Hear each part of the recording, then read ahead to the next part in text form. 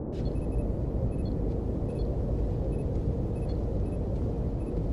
hope you're satisfied, Picard. You've accomplished nothing. The sound of your voice is beginning to anger me. Well, I think this charade has gone far enough. Don't you? I don't understand. Oh, yes, you do. This isn't a holding cell. It's a laboratory maze. A carefully structured test. It's an experiment to see how well we react under pressure. How do you know? It's the only explanation. Look at the four of us. We do have something in common. We all react differently to authority.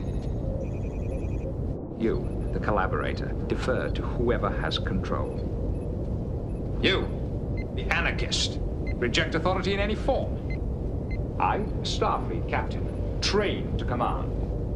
And you, a Starfleet cadet, sworn to obey a superior officer's authority. Our captors have placed us here and have devised obstacles for us to overcome. They give us food, which Esok can't eat, to make him a threat.